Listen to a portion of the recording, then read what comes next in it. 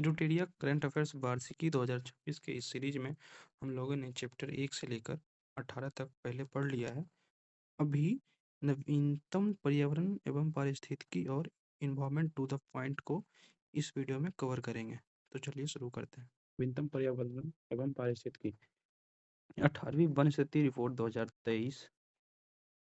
Bharat one स्थिति report Bharat सरकार के पर्यावरण, वन एवं जलवायु परिवर्तन मंत्रालय के तहत भारतीय वन सर्वेक्षण द्वारा प्रति 2 वर्षों पर प्रकाशित किया जाता है। ध्यान रखना है, प्रति 2 वर्षों पर प्रकाशित किया जाता है। सर्वप्रथम 1987 में प्रकाशित किया गया था। ISFR 2023 रिपोर्ट इस श्रृंखला की 18वीं रिपोर्ट है। इसे 21 दिसंबर 2024 को पर्यावरण, वन एवं जलवायु परिवर्तन मंत्री श्री भूपेंद्र यादव द्वारा विमोचन किया गया। राष्ट्रीय वन नीति 1988, ये ध्यान रखो, राष्ट्रीय वन नीति 1988 के अनुसार देश के कुल भूभाग पर 33% भाग वन होना चाहिए, जो वर्तमान में 21.76%, जहां केवल 19 राज्य या केंद्र शासित प्रदेशों के पास 33% से अधिक वन क्षेत्र है। भारत में वन आवरण। भारत बस्ती रिपोर्ट 2023 के अनुसार भारत का वन आवरण 7,15,343 वर्ग किलोमीटर है, जो कुल भौगोलिक क्षेत्रफल का 21.76% है। 2021 के रिपोर्ट की तुलना में वन आवरण में 156 वर्ग किलोमीटर की वृद्धि हुई है। भारत में वृक्ष आवरण, ये हो गया ट्री कवर और ये हो गया फॉरेस्ट कवर। इस रिपोर्ट के अनुसार भारत में कुल वृक्षावरण 1,12,014 वर्ग किलोमीटर है, जो कुल भौगोलिक क्षेत्रफल का 3.41% है। 2021 के रिपोर्ट की तुलना में वृक्षावरण में 1289 वर्ग किलोमीटर की वृद्धि हुई है। भारत में वन एवं वृक्षावरण के संपूर्ण आंकड़े देख लेते हैं। ये जो फॉरेस्ट कवर है, वनावरण, ये 7,15,343 किलोमीटर स्क्वायर है, जो कुल भौगोलिक क्षेत्रफल का 21.76% है। इसमें पिछले 2 सालों में वृद्धि कितनी हुई? तो 156 किलोमीटर स्क्वायर। ट्री कवर, वृक्षावरण कितना है? 1,12,014 किलोमीटर स्क्वायर क्षेत्र में वृक्षावरण फैला हुआ है, जो 2021 की तुलना में 1289 किलोमीटर स्क्वायर ज़्यादा है। और ये वृक्षावरण जो 1,12,014 किलोमीटर स्क्वायर है, देश के कुल क्षेत्रफल का 3.41% है। इन दोनों को इंक्लूड करेंगे, ट्री एंड फॉरेस्ट कवर, इन दोनों में जब मिला लेंगे तो ये 8,27,357 वर्ग किलोमीटर हो जाएगा, जो कुल क्षेत्रफल का 25.17% होगा। अब आगे है क्षेत्रफल के अनुसार सर्वाधिक वन आवरण वाले राज्य।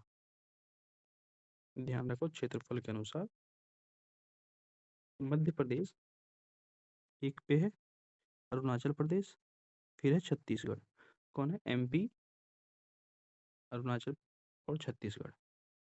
और सबसे कम जो है क्षेत्रफल के अनुसार सबसे कम वन आवरण वाले क्षेत्र कौन से हैं? सबसे कम वन कहाँ है?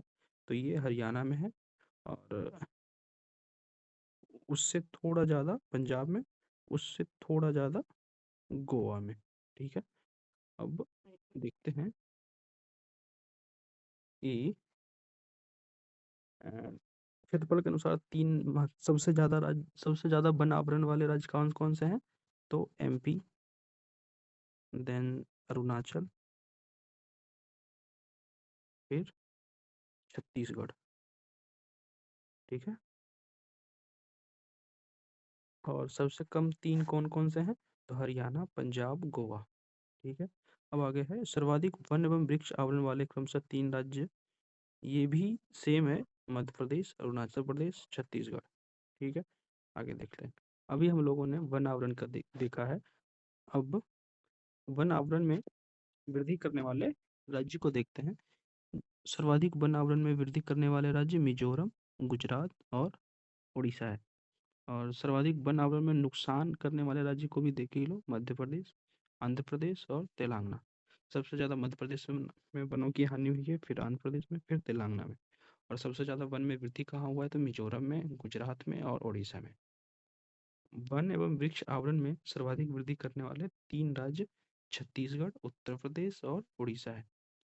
वन एवं वृक्ष आवरण में सर्वाधिक वृद्धि करने वाले 3 राज्य कौन है? छत्तीसगढ़, उत्तर प्रदेश और उड़ीसा।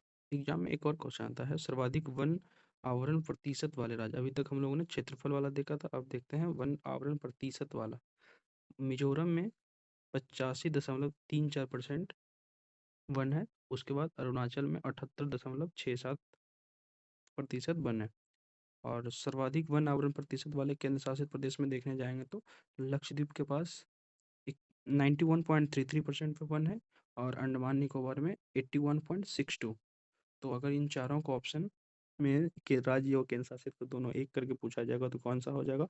जहाँ क्षेत्रफल नहीं, प्रतिशत के अकॉर्डिंग सबसे अधिक वन है, तो ये हो जाएगा पहला आपका लक्षद्वीप, फिर मिजोरम, फिर अंडमान निकोबार, एंड उसके बाद अरुणाचल। अरुणाचल का पता नहीं, हो सकता है, हाँ अरुणाचल ही होगा। कौन कौन सा हो जाएगा पहले? लक्षद्वीप, मिजोरम, अंडमान एंड अरुणाचल, जो प्रतिशत वन में सबसे अधिक है। अब है भारत में खुले एवं घने एवं खुले वन। बहुत घने वन जो वेरी डेंस फॉरेस्ट है वो सबसे ज़्यादा अरुणाचल प्रदेश में है। मध्यम रूप से घने वन, मीडियम डेंस फॉरेस्ट, ये मध्य प्रदेश इसमें से आगे है।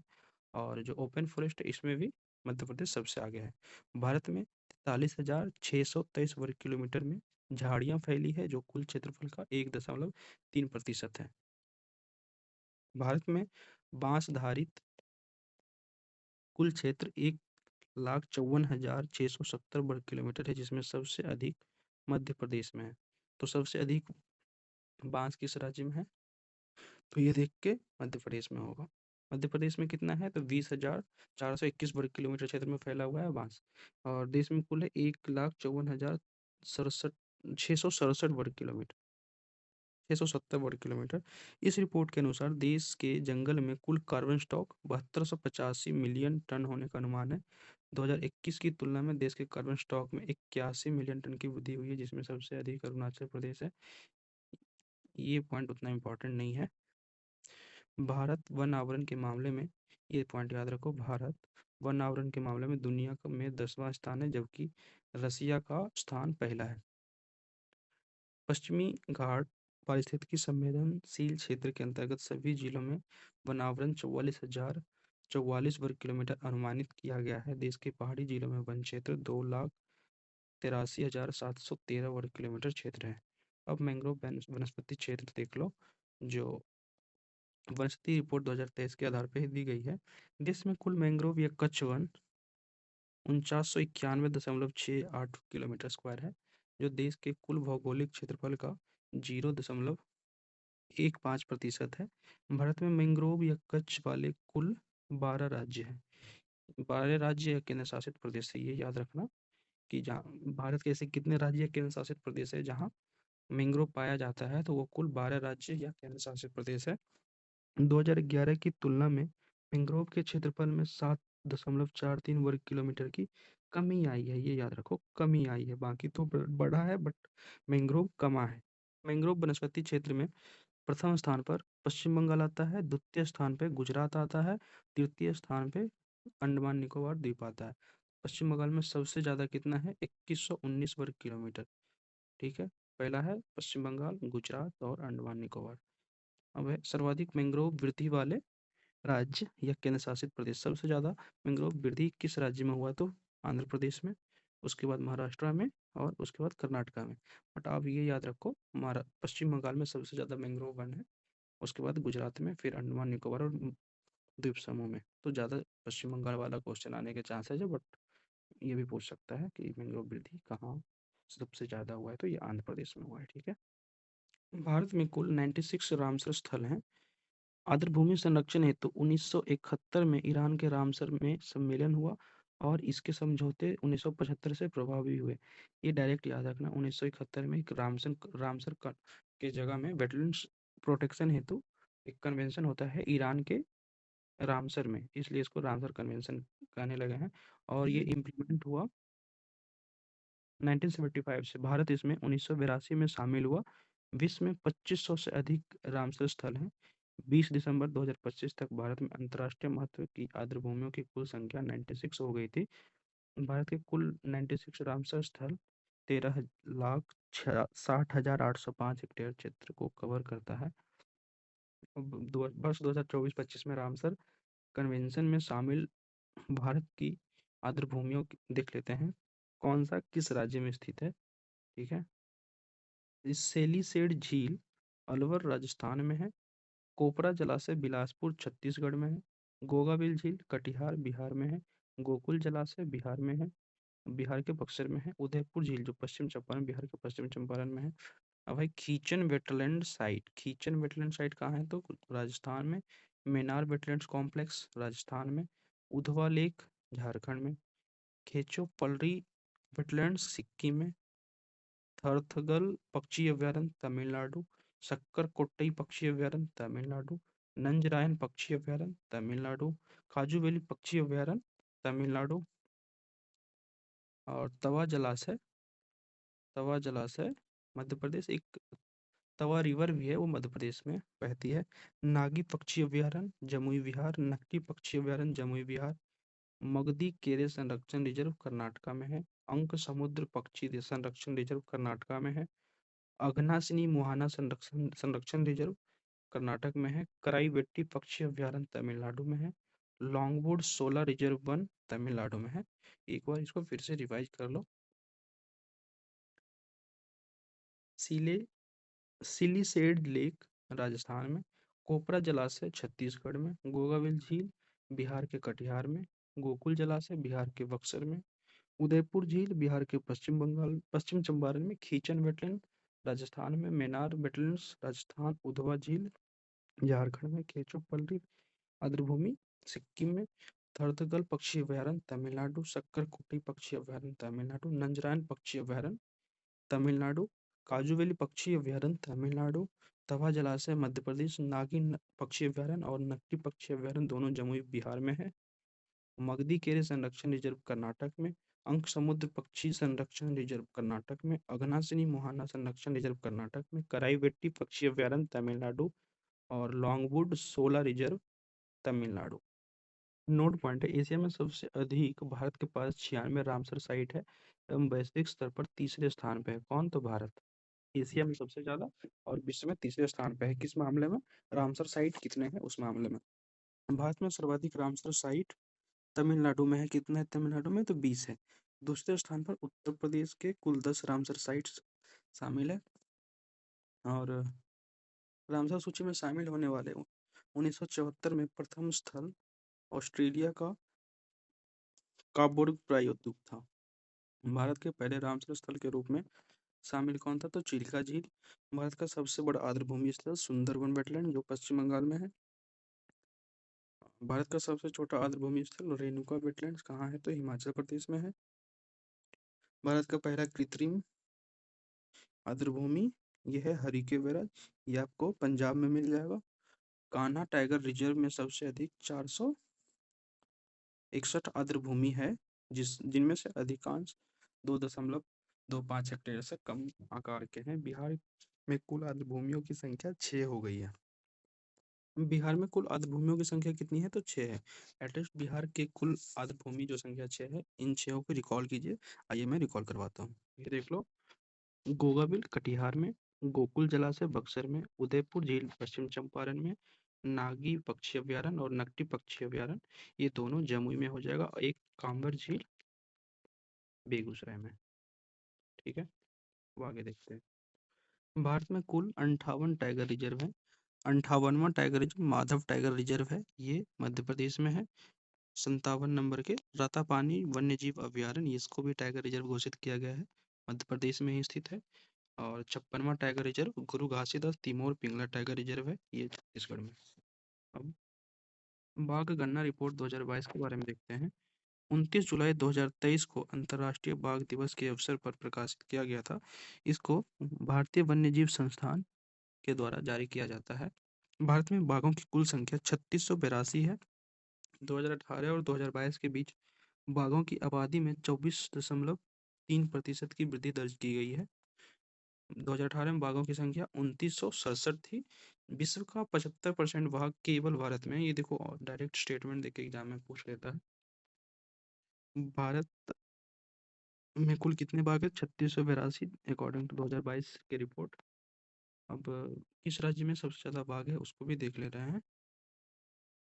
मध्य प्रदेश में 785 बाघ है, कर्नाटक में 563, उत्तराखंड में 560, उत्तर प्रदेश में 222 और बिहार में कितने बाघ हैं? तो 54 है। 2018 में कितना था? 31 था। सबसे ज्यादा किस राज्य में बाघ है? उस मध्य प्रदेश, फिर कर्नाटक, फिर उत्तराखंड, फिर उत्तर प्रदेश। और बिहार में कितने? तो 54 है। अरुणाचल प्रदेश, उड़ीसा, झारखंड, छत्तीसगढ़, तेलंगाना में बाघों की संख्या में गिरावट दर्ज की गई है। साथ ही भारत के 22 टाइगर रिजर्व ऐसे हैं जिसमें बाघों की संख्या 10 से भी कम है। जिम कॉर्बेट टाइगर रिजर्व जो उत्तराखंड में स्थित है, उसमें देश में सबसे ज्यादा बाघ कितना है? 260। जिम कॉर्बेट का नाम बदलकर रामगंगा नेशनल टाइगर रिजर्व रख दिया गया है। याद रखिए, रामगंगा टाइगर रिजर्व का पूछे तो उत्तराखंड में है। और एक पॉइंट और याद रखो, ये टाइगर स्टेट किस राज्य को बोला जाता है? Tiger state, tiger state Madhya Pradesh को बोला जाता है। अब है तेंदुओं की स्थिति 2022 के रिपोर्ट के अकॉर्डिंग देख लो।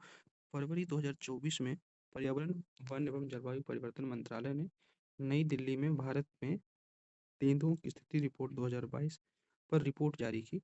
इस रिपोर्ट के अनुसार भारत में तेंदुओं की संख्या वर्ष 2018 के 12,852 से बढ़कर 2022 में 13,874 हो गई है। रिपोर्ट से संबंधित अन्य बिंदु भी देख लेते हैं।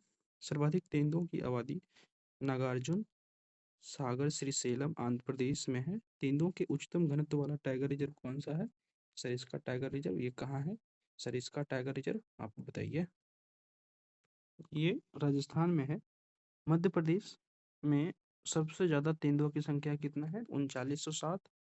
उस द्वितीय स्थान पे महाराष्ट्र है जहाँ 1985 है। और तृतीय स्थान पे कर्नाटक है जहाँ 1879 है।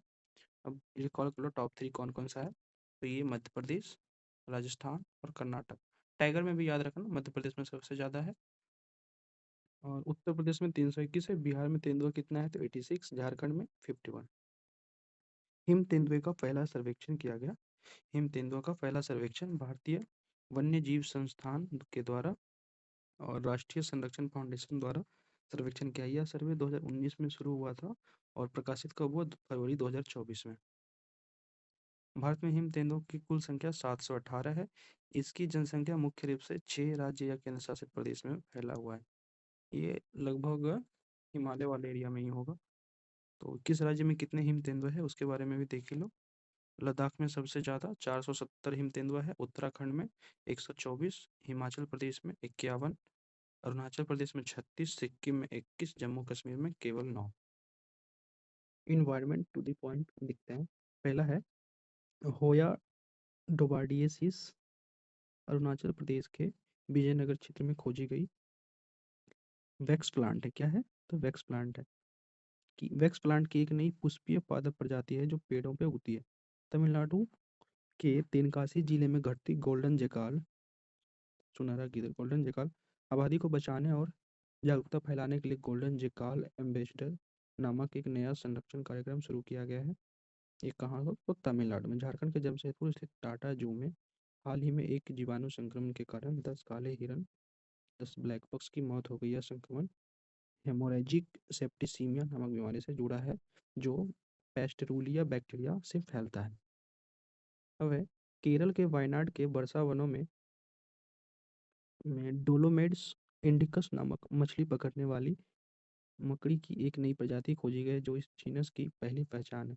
नेक्स्ट है ऑस्ट्रेलिया का उत्तर पूर्वी उष्णकटिबंधीय वन कार्बन सिंक से कार्बन स्रोत में परिवर्तित होने वाला दुनिया का पहला वन है।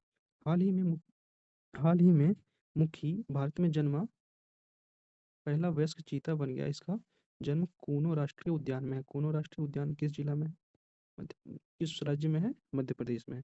बांधवगढ़ टाइगर रिजर्व में मानव हाथी संघर्ष की बढ़ती चुनौती का सामना करने के लिए गज रक्षक ऐप लॉन्च किया गया है। बांधवगढ़ टाइगर रिजर्व कहाँ है? तो ये भी एमपी में है। पंजाब ऊर्जा विकास एजेंसी और भारतीय विज्ञान संस्थान ने धान की पराली से हरित हाइड्रोजन के लिए पायलट परियोजना विकसित करने हेतु समझौता ज्ञापन पर हस्ताक्षर किया है। कौन कौन क्या है? तो पंजाब ऊर्जा विकास एजेंसी और भारतीय विज्ञान संस्थान ने। भारत सौर अंतर्राष्ट्रीय सौर गठबंधन सभा के 8वें सत्र की मेजबानी नई दिल्ली में करेगा। भारत में नागमलाई पहाड़ी को राज्य के चौथे जैव विविधता विरासत स्थल के रूप में अधिसूचित किया गया। कहाँ है नागमलाई पहाड़ी? तो ये तमिलनाडु में है। कूनो राष्ट्रीय उद्यान में भारत की पहली चीता सफारी शुरू की गई। नवीन एवं नवीकरणीय ऊर्जा मंत्रालय द्वारा 3 प्रमुख भारतीय बंदरगाहों को हरित हाइड्रोजन हब के रूप में मान्यता दी गई है। इन तीनों प्रमुख बंदरगाहों का नाम पता है? मेरे ख्याल से ये तीनों है। एक कांडला है, कांडला। दूसरा है तूतीकोरिन, चेन्नई के पास है तूतीकोरिन, चिदम्बरम पोर्ट तूतीकोरिन। और तीसरा है कोलकाता पोर्ट। ठीक है, तो 3 बंदरगाह को हरित हाइड्रोजन हब के रूप में मान्यता दिया है। वो तीनों कौन सा है? एक कांडला है, दूसरा तूतीकोरिन, तीसरा कोलकाता। सॉरी, कोलकाता नहीं, पारादीप होगा, पारादीप। पारादीप मेरे ख्याल से कहाँ है? उड़ीसा में। उड़ीसा में। तो फिर से बता दो, ये 3 बंदरगाह को हरित हाइड्रोजन हब के रूप में मान्यता दिया गया है। ये तीनों कौन कौन सा है? कांडला गुजरात में, पारादीप उड़ीसा में, और तूतीकोरिन तमिलनाडु में। नेक्स्ट न्यूज है, सोनाली घोष ने हाल ही में IUCN WCPA केंटन मिलर अंतर्राष्ट्रीय पुरस्कार जीतकर इतिहास रच दिया है। यह सम्मान पाने वाली ये पहली महिला है, पहली भारतीय महिला है। यह सम्मान इन्हें राष्ट्रीय उद्यानों और संरक्षित क्षेत्रों की सततता में नवाचार हेतु दिया गया है। IUCN विश्व संरक्षण कांग्रेस का समापन अबू धाबी UAE में हुआ है। IUCN विश्व संरक्षण कांग्रेस का सम्मेलन। साई में जलीय कृषि मॉडल को FAO से मान्यता मिली है। यह सुंदरबन से संबंधित है। तो ध्यान ध्यान रखो, साई में जलीय कृषि मॉडल कहाँ से संबंधित है, किस क्षेत्र से संबंधित है? वो सुंदरबन वेस्ट बंगाल से। भारतीय हिमालय क्षेत्र जलवायु परिवर्तन सम्मेलन इम्फाल मणिपुर में संपन्न हुआ। वैश्विक वन आकलन, एक सेकेंड, क्या हो गया? वैश्विक वन आकलन 2025 के अनुसार कुल वन क्षेत्र में भारत विश्व में 9वें स्थान पर है, प्रथम स्थान पर रूस है। लेकिन ध्यान रखना, फॉरेस्ट रिपोर्ट 2023 के अकॉर्डिंग भारत 10वें नंबर पे है। ठीक है, और रसिया तो पहला पे है ही। भारत की नवीकरणीय ऊर्जा क्षमता 2014 में 35 गीगावाट से बढ़कर 157 गीगावाट हो गई है। International union for conservation of nature IUCN का 90th स्टेट मेंबर कौन सा है? तो तुवालू है। 90वां सदस्य कौन सा है भाई? तो तुवालू है। अक्टूबर 2025 में आर्मेनिया अंतर्राष्ट्रीय प्रकृति संरक्षण IUCN का नवीनतम सदस्य बना। एनसीडेक्स और IMD ने भारत के पहले पैरामीट्रिक मौसम डेरिवेटिव्स विकसित करने के लिए साझेदारी की है। इसका उद्देश्य किसानों को जलवायु संबंधी जोखिम से बचाव में मदद करना है। भारत की बिजली उत्पादन में स्वच्छ ऊर्जा की हिस्सेदारी 50% स्थापित हो गई है। स्वच्छ ऊर्जा की हिस्सेदारी कितनी है? तो 50%। भारत ने अपनी कुल विद्युत क्षमता का लगभग 484 गीगावाट का 50% गैर जीवाश्म ईंधन स्रोतों से प्राप्त करने में महत्वपूर्ण मील का पत्थर हासिल कर लिया है। भारत में कुल स्थापित नवीकरणीय ऊर्जा क्षमता मार्च 2025 तक 220 गीगावाट तक पहुंच गई है। नेक्स्ट न्यूज है, असम के काजीरंगा राष्ट्रीय उद्यान में पहली बार चारागाह पक्षी गणना की गई। इसमें कुल 43 घास के मैदानी पक्षी प्रजातियां दर्ज की गई है, जिसमें IUCN रेड लिस्ट के अनुसार एक गंभीर रूप से संकटग्रस्त, 2 लुप्तप्राय और 6 संवेदनशील प्रजातियां हैं। तो ये याद रखना, चारागाह पक्षी अभ्यारण्य कहाँ हुआ था? तो काजीरंगा राष्ट्रीय उद्यान में। और इसमें ये 43 घास के मैदानी पक्षी प्रजातियां दर्ज की गई। एक बार BPSC में भी ऐसा क्वेश्चन आ चुका है। नेक्स्ट है, लद्दाख का पहला वनस्पति उद्यान पूर्वी लद्दाख के सियोक गांव में बनेगा। लद्दाख का पहला वनस्पति उद्यान कहाँ बनेगा? तो सियोक गांव में। सियोक गांव पूर्वी लद्दाख में पड़ता है, जो गलवान घाटी के रास्ते पर स्थित है।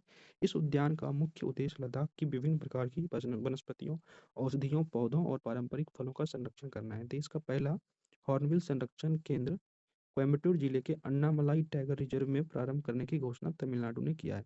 तो फर्स्ट हॉर्नबिल संरक्षण केंद्र कहाँ बनाया जाएगा? तो तमिलनाडु में। लक्षद्वीप में 50% प्रवाल आवरण में कमी दर्ज की गई है। भारत का दूसरा सबसे बड़ा बाघ अभ्यारण्य कौन सा है? तो सुंदरबन बाघ अभ्यारण्य। भारत का दूसरा सबसे बड़ा बाघ अभ्यारण्य कौन है? सुंदरबन अभ्यारण्य। सबसे बड़ा बाघ अभ्यारण्य नागार्जुन श्री सेलम बाघ अभ्यारण्य। ये कहाँ है? तो आंध्र प्रदेश और तेलंगाना के बॉर्डर पे है। राष्ट्रीय नामित प्राधिकरण की स्थापना घोषणा पर्यावरण एवं वन जलवायु परिवर्तन मंत्रालय द्वारा किया गया है। उद्देश्य पेरिस समझौते जो 2015 में हुआ था, कि अनुच्छेद 6.4 के तहत कार्बन उत्सर्जन व्यापार प्रणाली को लागू करना। पेरिस समझौता कब हुआ था? 2015 में। इसके अकॉर्डिंग एक राष्ट्रीय नामित प्राधिकरण की स्थापना की गई है, कहाँ? इंडिया में। बायोलॉजिकल सर्वे ऑफ इंडिया की रिपोर्ट 2024 में सबसे अधिक जीव जंतु खोज केरल में दर्ज किया गया, कितना? तो 101। असम राज्य की हरगिला सेना मॉडल एक समुदाय आधारित जैव विविधता संरक्षण मॉडल है। नेक्स्ट है 2020 से 25 संरक्षित क्षेत्रों के लिए राष्ट्रीय मूल्यांकन हुआ। कब से कब तक के लिए? 2020 से 25 संरक्षित क्षेत्रों के लिए एक राष्ट्रीय मूल्यांकन हुआ। इसमें जो ये कौन किया? तो केंद्रीय पर्यावरण वन एवं जलवायु परिवर्तन मंत्रालय। केरल ने राष्ट्रीय उद्यानों और संरक्षण क्षेत्रों के प्रबंधन प्रभावशीलता मूल्यांकन 2020 से 25 में शीर्ष राज्य का दर्जा मिला है।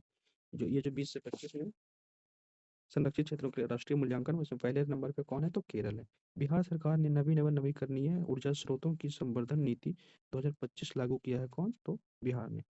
उत्तर प्रदेश सरकार ने 75 छोटी नदियों एवं सहायक नदियों को पुनर्जीवित करने की व्यापक पहल शुरू की।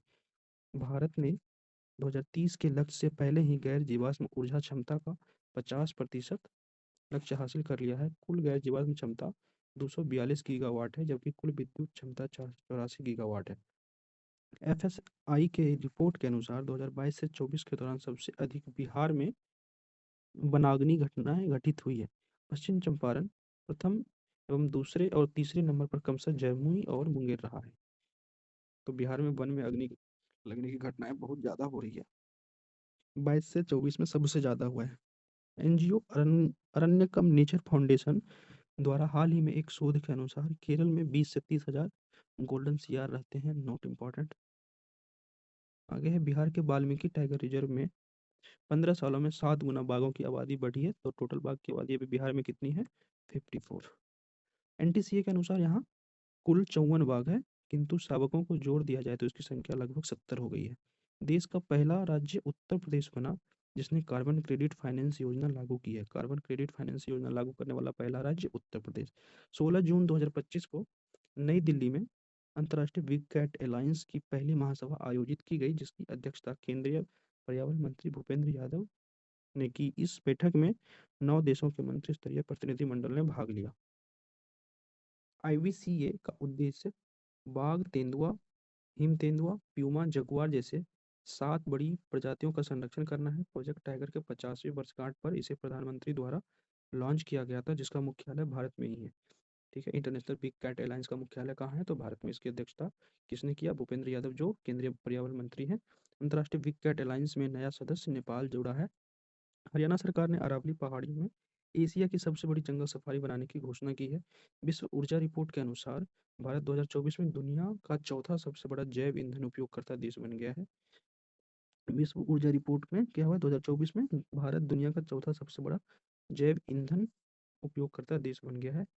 अब आगे है 8 जुलाई 2025 को मध्य प्रदेश के पन्ना टाइगर रिजर्व में एशिया की सबसे उम्रदराज जीवित हाथिनी वत्सला का निधन हो गया, जिसकी आयु 100 वर्ष से अधिक थी।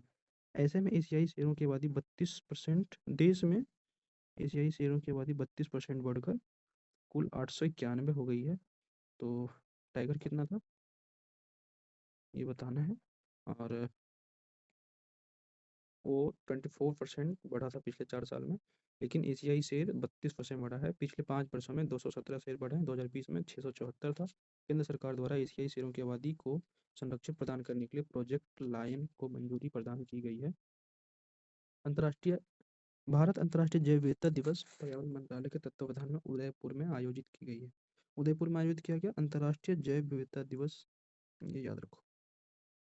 भारतीय तटरक्षक बल ने उड़ीसा के गहीरमाथा तट पर ऑलिव रिडले कछुओं के रेस्क्यू हेतु ऑपरेशन ओलिविया चलाया। ये वैल्यूडेशन करो, यहाँ एक ऋषिकुल्या रिवर है। ऋषिकुल्या रिवर कभी कभी एग्जाम में ये भी पूछता है, ऋषिकुल्या रिवर के मुहाने पे है।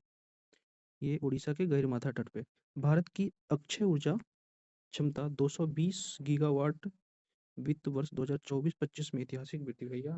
उपलब्धि वर्ष 2030 तक गैर जीवाश्म स्रोतों से 500 गीगावाट प्राप्त करने के देश के महत्वाकांक्षा के लक्ष्य से जुड़ा है। कुल नवीकरणीय ऊर्जा क्षमता कितना है? 2020 कुल सौर ऊर्जा क्षमता 106 गीगावाट। पवन ऊर्जा हो गया इसमें 50। नवीकरणीय ऊर्जा में राजस्थान प्रथम स्थान पर, ये याद रखो। उसके बाद गुजरात, तमिलनाडु, कर्नाटक का स्थान आता है। टॉप पे कौन है? राजस्थान, 2 नंबर पे गुजरात। नवीकरणीय ऊर्जा में भारत का स्थान चौथा है, जहाँ सौर ऊर्जा में भारत का स्थान तीसरा और वन ऊर्जा में स्थान चौथा है। ओवरऑल नवीकरणीय ऊर्जा में बात का स्थान चौथा है। दिल्ली सरकार द्वारा पर्यावरण संरक्षण के उद्देश्य से 2 लाख छात्रों को इको योद्धा के रूप में तैयार किया जा रहा है। इस अभियान का उद्देश्य स्कूल एवं कॉलेज के छात्रों को पर्यावरण के प्रति जागरूक करना है। केंद्र शासित प्रदेश दादर और नगर हवेली तथा दमन एवं दीव जिला देश का ऐसा पहला जिला बन गया है जो अपनी बिजली की मांग पूरी तरह सौर ऊर्जा से पूरी करता है। कौन? तो दीव। भारत ने मध्य प्रदेश और राजस्थान को जोड़ने वाला अपना पहला अंतर्राज्यीय चीता गलियारा शुरू किया है। किस किस को जोड़ेगा? चीता कॉरिडोर मध्य प्रदेश और राजस्थान को। इन दोनों राज्यों में 17,000 वर्ग किलोमीटर में फैला एक वन्यजीव गलियारा विकसित किया जाएगा, जिससे चीतों को संरक्षित और जुड़े हुए आवास में स्वतंत्र रूप से विचरण करने की सुविधा मिले। उत्तर प्रदेश सरकार ने भारतीय रेलवे के सहयोग से भारत की पहली विस्टाडोम जंगल सफारी ट्रेन शुरू किया है। यह Uttar Pradesh eco tourism board द्वारा शुरू की गई एक गंतव्य 3 वन योजना का हिस्सा है। इसका उद्देश्य दुधवा राष्ट्रीय उद्यान, कतरनी घाट और किशनपुर वन्यजीव अभयारण्य को एक संयुक्त पर्यटन स्थल के रूप में लाना है। विस्टाडोम जंगल सफारी किस राज्य के द्वारा शुरू किया गया? उत्तर प्रदेश के द्वारा। देश का पहला waste to wildlife park Noida jungle trail Noida में बनाया जा रहा है। यह पार्क 30 एकड़ में फैला है और इसे पब्लिक प्राइवेट पार्टनरशिप मॉडल पर विकसित किया गया है। दुनिया का पहला वाणिज्यिक स्तर का ई मेथनॉल संयंत्र डेनमार्क में शुरू हुआ है। यह नवीकरणीय ऊर्जा और संचित कार्बन डाइऑक्साइड से प्राप्त एक स्थायी ईंधन है। ऑस्ट्रेलिया की निंगल रीफ पर भीषण प्रवाल विरंजन हो रहा है। तो निंगल रीफ कहाँ है? तो ऑस्ट्रेलिया में। हाल ही में 119वें मन की बात कार्यक्रम में प्रधानमंत्री नरेंद्र मोदी ने बाघ संरक्षण हेतु सोलिगा जनजाति के योगदान की सराहना की। यह जनजाति कर्नाटक के बिलगिरी रंगनाथ स्वामी मंदिर बाघ अभयारण्य में निवास करती है। कौन सी जनजाति? सोलिगा जनजाति। कहाँ? तो कर्नाटक में। एडॉप्ट ए हेरिटेज 2.0 प्रोग्राम कार्यक्रम के तहत बिस्लेरी कंपनी ने ऐतिहासिक जल निकायों को पुनर्स्थापित करने हेतु भारतीय पुरातत्व सर्वेक्षण के साथ समझौता किया है। कैली फंड को 25 फरवरी 2025 को रोम, इटली में लॉन्च किया गया, जिसका उद्देश्य जैव विविधता संरक्षण के लिए अपने उद्योगों में आनुवंशिक डेटा का उपयोग करने वाले व्यवसायों से वित्तीय योगदान प्राप्त करना है। यह वैश्विक निधि 2030 तक जैव विविधता हानि को रोकने के लिए Kunming Montreal global biodiversity framework लक्ष्य का समर्थन करती है। यह निधि 2024 में कोलंबिया में हुए ऐतिहासिक समझौते के बाद संरक्षण परियोजनाओं, वैज्ञानिक अनुसंधान और स्वदेशी समुदायों की सुरक्षा को वित्त पोषित करती है। इंदौर और उदयपुर रामसर कन्वेंशन के तहत वेटलैंड सिटी के रूप में मान्यता प्राप्त करने वाले पहले भारतीय शहर बन गए। यह प्रतिष्ठित मान्यता सतत शहरी विकास और पारिस्थितिकी संरक्षण के प्रति भारत की प्रतिबद्धता को उजागर करती है। नेक्स्ट है, उत्तराखंड के हल्द्वानी में महाभारत वाटिका का निर्माण किया गया है। यहाँ महाभारत में वर्णित पौधों की 37 प्रजातियों को लगाया गया है। उत्तराखंड के हल्द्वानी में महाभारत वाटिका। भारत जैव ईंधन के उत्पादन में तीसरा सबसे बड़ा देश बन गया है। टाटा मोटर्स के द्वारा भारत के पहले हाइड्रोजन से चलने वाले ट्रक का परीक्षण किया गया। भारत की पहली हाइड्रोजन संचालित 1200 हॉर्स पावर की ट्रेन का ट्रायल हरियाणा के जिंद सोनीपत मार्ग पर किया गया। कोचिन शिपयार्ड द्वारा निर्मित भारत की पहली हाइड्रोजन ईंधन सेल फेरी का उद्घाटन कोच्चि शहर में किया गया। भारत का पहला फ्रोजन चिड़ियाघर दार्जिलिंग के पद्मनाजा नायडू हिमालयन जूलॉजिकल पार्क में शुरू किया गया। फ्रोजन चिड़ियाघर कहाँ? तो दार्जिलिंग में। केंद्रीय सरकार जम्मू कश्मीर के पुलवामा में स्थित त्राल वन्यजीव अभयारण्य को इको सेंसिटिव जोन के रूप में घोषित किया है। त्राल वन्यजीव अभयारण्य कहाँ है? तो जम्मू कश्मीर के पुलवामा में। नेक्स्ट, हाल ही में तेलंगाना सरकार ने राज्य के कवाल टाइगर रिजर्व को महाराष्ट्र के तडोबा अंधारी टाइगर रिजर्व से जोड़ने वाले क्षेत्र को कुमराम भीम संरक्षण रिजर्व घोषित किया है। यह क्षेत्र 1492 वर्ग किलोमीटर क्षेत्र में फैला है, जिसमें बाघों के अलावा विभिन्न प्रकार के जानवर एवं 240 से अधिक पक्षियों की प्रजातियां पाई गई है। तो कवल टाइगर रिजर्व कहाँ है? तो तेलंगाना में। तडोबा अंधारी टाइगर रिजर्व महाराष्ट्र में। इन दोनों को जोड़ने वाले जो क्षेत्र को एक संरक्षण रिजर्व के रूप में घोषित किया, उस क्षेत्र का नाम रखा है कुमराम। कुमराम भीम। पर्यावरण दिवस 2025 पर्यावरण दिवस कब मनाया जाता है? तो 5 जून को। इस अवसर पर शिमला में आयोजित एक समारोह के दौरान हिमाचल प्रदेश सरकार ने प्लास्टिक प्रदूषण को रोकने के लिए स्कूली छात्रों को स्टील की बोतलें वितरित करने की घोषणा की। इसका उद्देश्य राज्य को ग्रीन स्टेट बनाना तथा बच्चों में पर्यावरण के प्रति जागरूकता लाना है।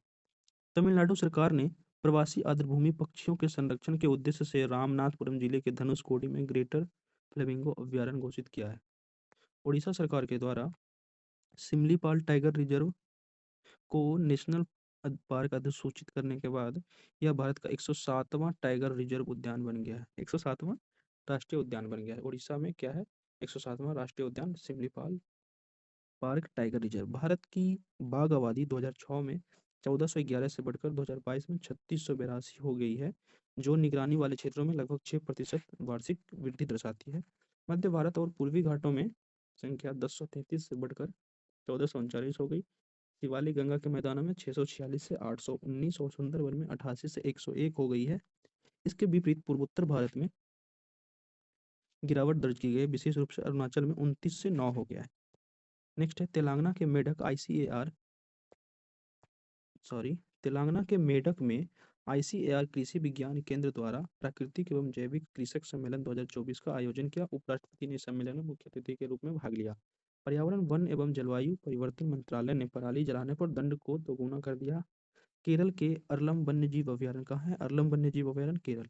भारत का पहला तितली अभयारण्य घोषित किया गया। यह अभयारण्य 55 वर्ग किलोमीटर में फैला है, जिसमें 266 से अधिक तितलियों की प्रजाति है। केंद्र सरकार ने टाइगर रिजर्व के बाहर बाघों की सुरक्षा के लिए टाइगर्स आउटसाइड टाइगर रिजर्व नामक योजना की शुरुआत की है। यह योजना उन क्षेत्रों पर केंद्रित होगी जहां बाघ टाइगर रिजर्व से बाहर मानव बस्तियों के समीप पाए जाते हैं, जिससे मानव बाघ संघर्ष की घटनाएं सामने आती है। प्रोजेक्ट एलिफेंट के तहत हाथी के संरक्षण को बढ़ावा देने के लिए पर्यावरण मंत्री भूपेंद्र यादव की अध्यक्षता में देहरादून में संचालन समिति की बैठक आयोजित की गई। बैठक में हाथियों के संरक्षण और मानव हाथी संघर्ष को लेकर कई निर्णय लिए गए हैं, तो ये ज़्यादा इंपॉर्टेंट नहीं है। संयुक्त राष्ट्र जलवायु परिवर्तन फ्रेमवर्क कन्वेंशन UNFCCC के अंतर्गत जर्मनी के बॉन शहर में वार्षिक बॉन जलवायु परिवर्तन सम्मेलन आयोजित किया गया, जिसका मुख्य उद्देश्य वैश्विक अनुकूलन लक्ष्य तथा जलवायु वित्त पोषण है।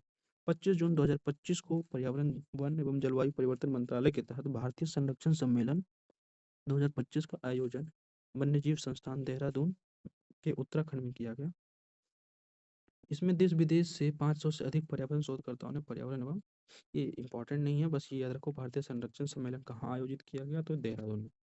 भारतीय वन्यजीव संस्थान की हालिया रिपोर्ट के अनुसार गंगा नदी बेसिन में 4000 से अधिक डॉल्फिन मिला है। गंगा नदी और उसकी सहायक नदियों में पाई जाने वाली डॉल्फिन में सर्वाधिक 2000 से अधिक कहाँ पाया गया, तो उत्तर प्रदेश में। और 2030 में उत्तर प्रदेश ने गंगा डॉल्फिन को राज्य जलीय जीव घोषित किया है। गंगा नदी डॉल्फिन का वैज्ञानिक नाम प्लेटनिस्टा गैंगेटिका है। इसे वर्ष 2010 में राष्ट्रीय जलीय जीव का दर्जा दिया गया है। सबसे ज्यादा डॉल्फिन कहाँ पाया गया, तो उत्तर प्रदेश में, उसके बाद बिहार में। ये याद रखो और हमारा ये चैप्टर कंप्लीट होता है। Thank you.